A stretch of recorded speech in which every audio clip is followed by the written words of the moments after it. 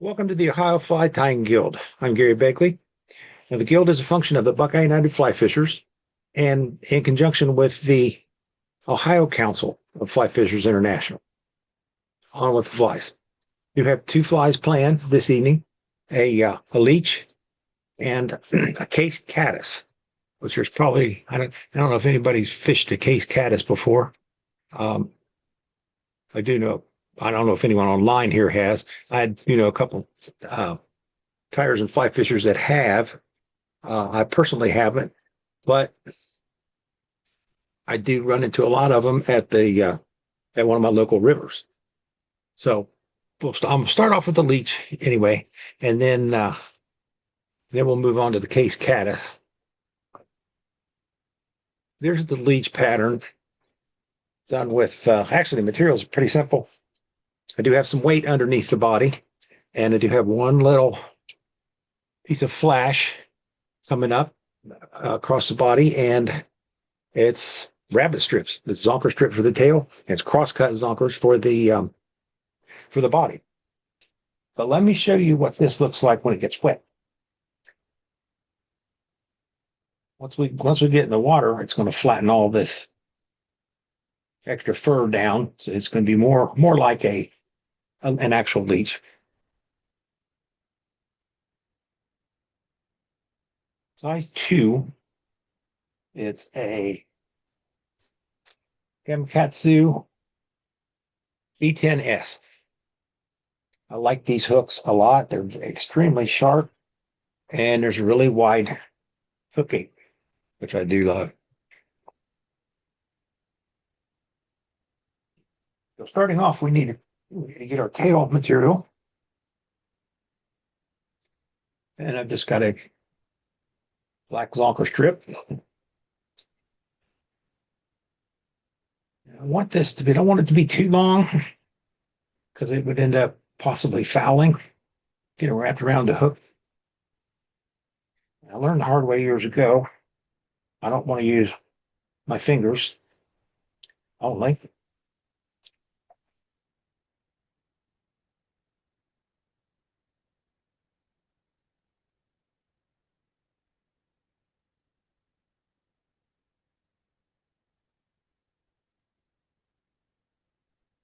Get some thread. And that weight, I've got it's 35 thousandths diameter.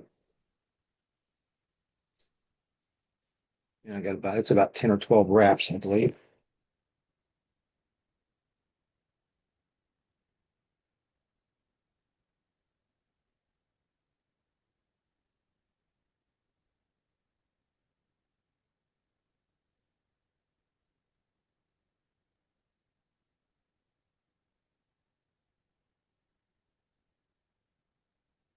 That cooperate.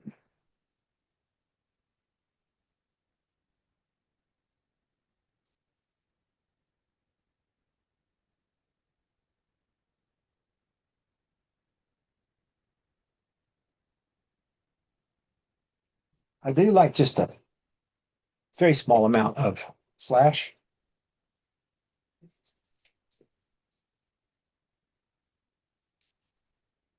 So I use Krystal Flash, black/pearl. I just use one strand.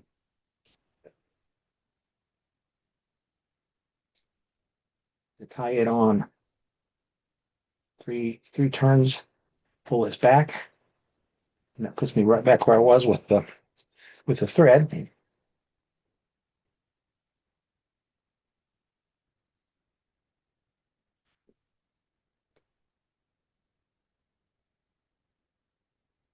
Come on back just a little bit more. Now,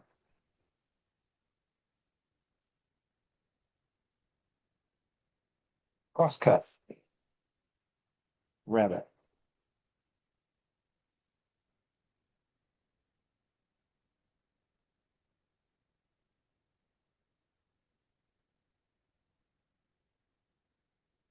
I did previously cut just a slight angle in this. And we need to go leather against the hook, and the hair is pointing back.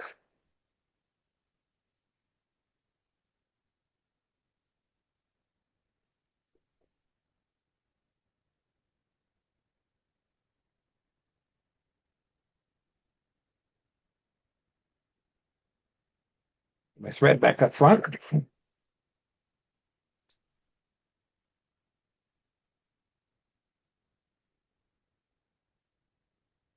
And to make the body, all we have to do is wrap this rabbit strip.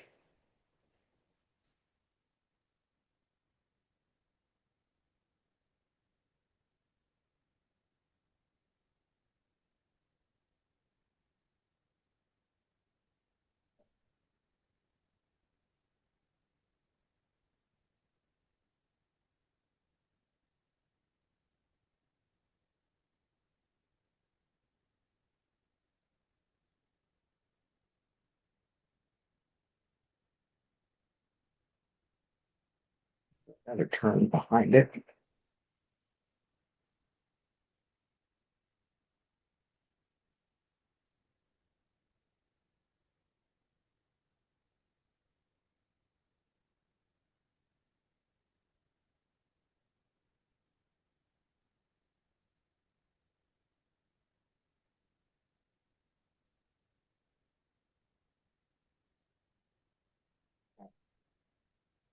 I'm going to spend a lot of time trying to get a nice looking head because particularly I don't think on this pattern, I don't think it's worth it.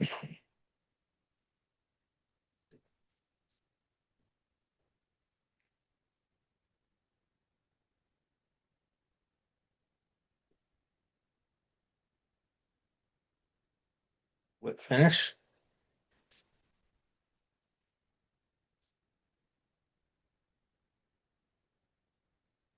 That's it.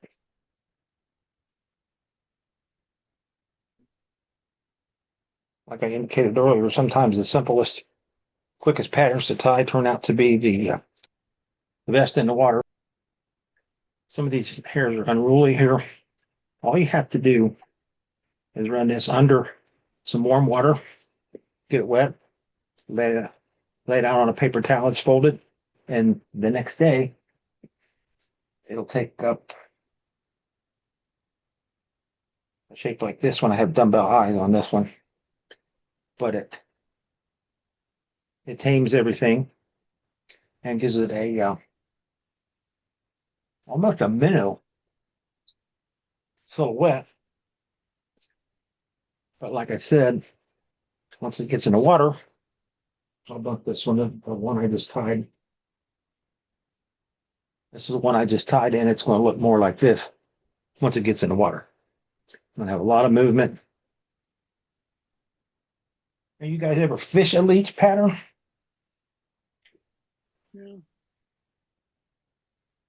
Yeah, I've done a few times. I've tied them using alpaca hair as well. Will be a cased caddis. The caddis larva, they will build a cocoon around themselves, so to speak. They'll use little pieces of sand, little granules of sand, real tiny, tiny pebbles, pieces of plant material, and find a lot of them down in the very bottom of the local river of mine, or here. And this is the dubbing that I mixed up. The I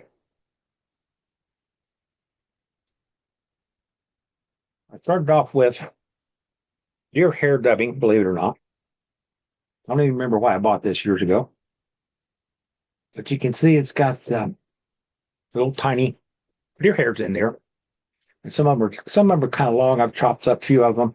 But I kind of think that would help make it look like little small plant matter, pieces of plant matter, little sticks and such. And this is all tiny stuff. I mix it with a little bit of hare's ear plus. The plus is just a very small amount of antron. So I come up with this mixture. It wasn't quite as dark as I liked it, so I've added about 10% black of rabbit. And this is getting pretty close to what I find whenever I get out in the stream. So I've got a 2x long nymph hook, got HC 1710, and size 12 will get me about the length of the ones that I actually see. Use some 8/aught.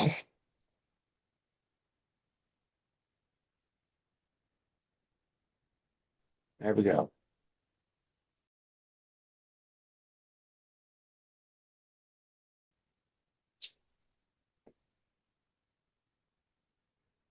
I've got weight. I use 20,000 to do one that gets down in the water. And of course, you can adjust the weight according to the speed and the turbulence of the water you're going to be fishing.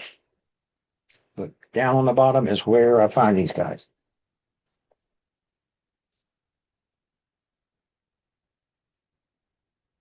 A little bit dubbing wax.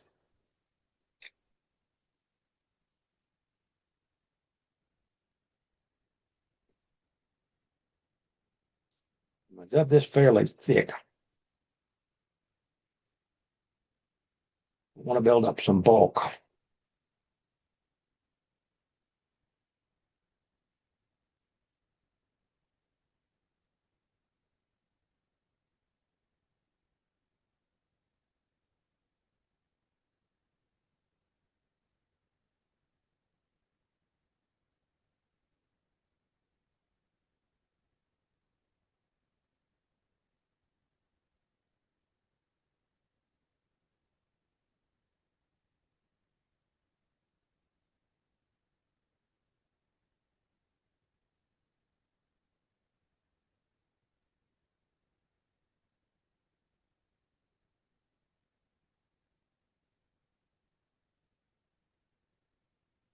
Once I get this out to the end, I'm going to leave enough room to put just a little bit of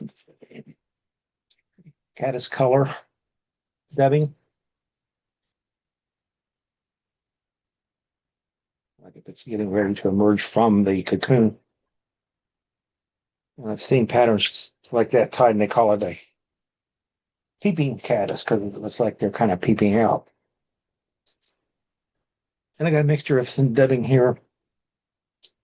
And I mixed up before to match.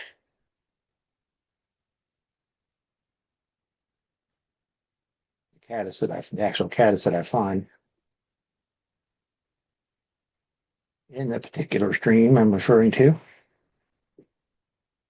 So there's a little simulation of the caddis larva peeking his way out.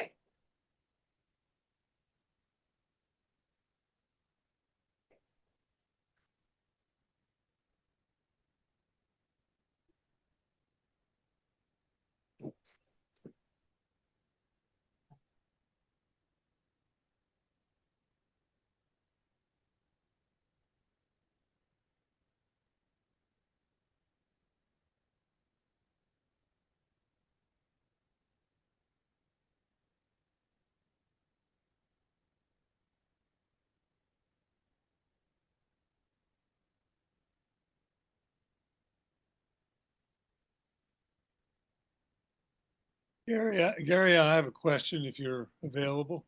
Go right ahead. When you're fishing this down in the column, assuming you get it deep enough, how slow do you keep it down at the bottom? Very. Very.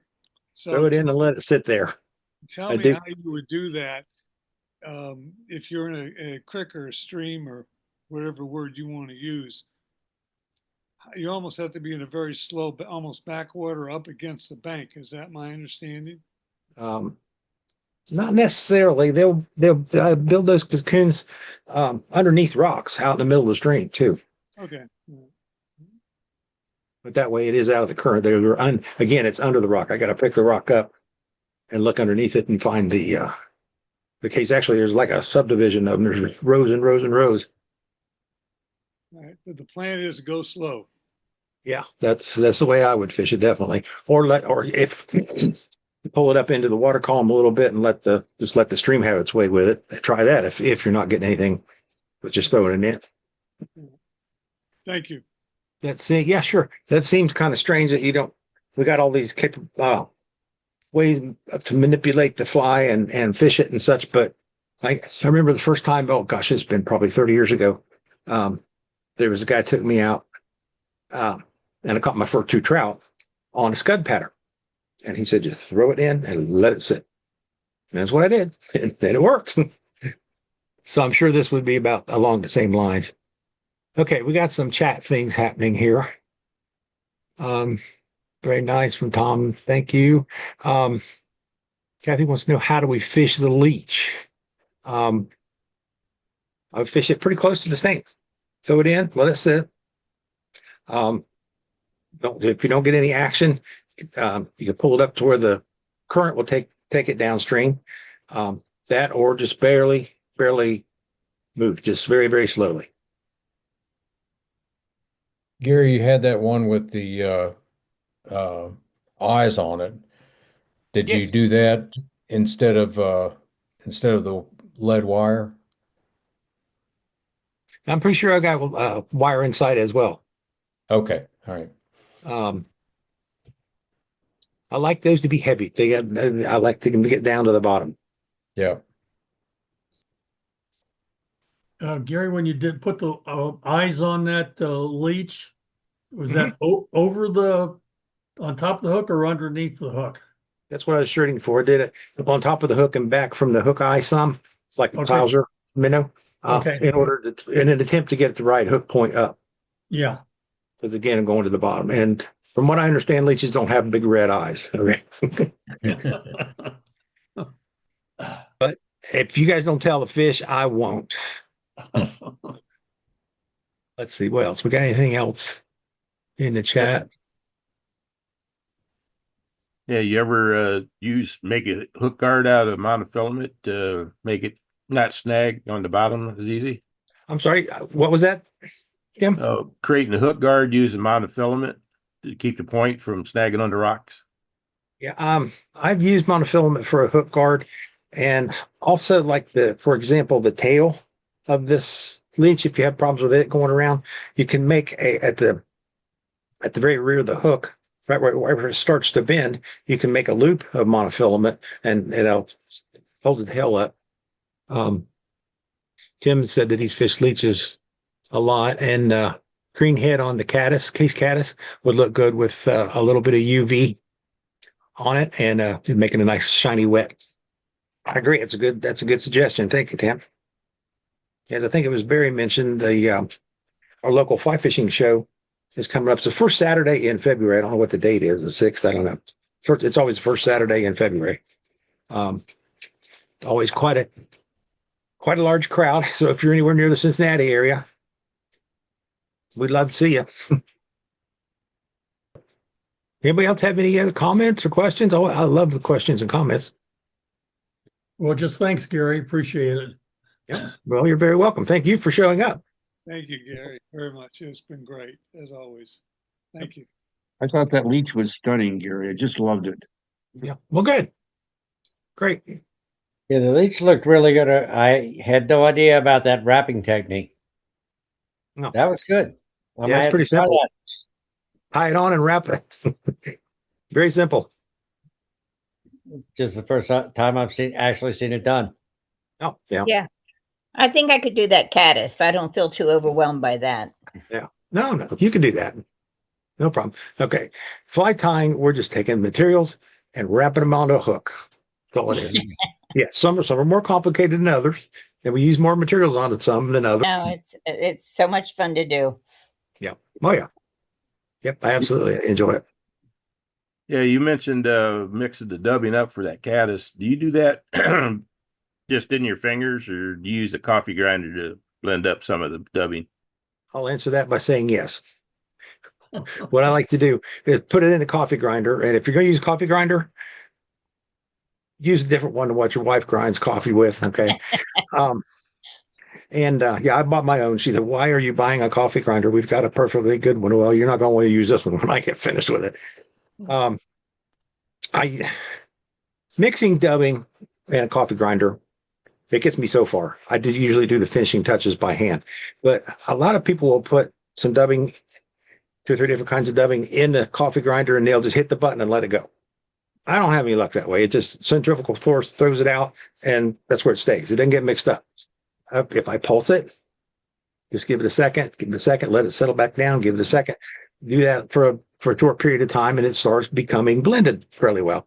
And then I pull it out, and I just use the stacking method: pull out of the bunch, put it on top; pull out of the bunch, put it on top. So I get it. Yeah, I'm fairly pleased with the results I get doing it that way. But the coffee grinder starts me off. I believe it should be a time saver.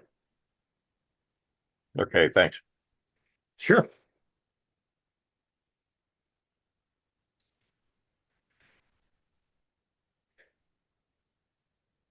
All right.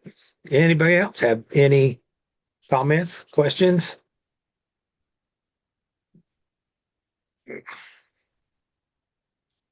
Well, Thanks, at Gary. that- That was a great show. Yeah, thanks, Gary. no, well, thank you. Thanks again. Thanks to all of you for showing up. It's a lot more fun if I have people to explain what I'm doing. And it helps keep me on my toes too. Thanks, Gary. Appreciate it. Yep, very welcome. Thank you much, sir. All right. I will wish all of you a happy weekend.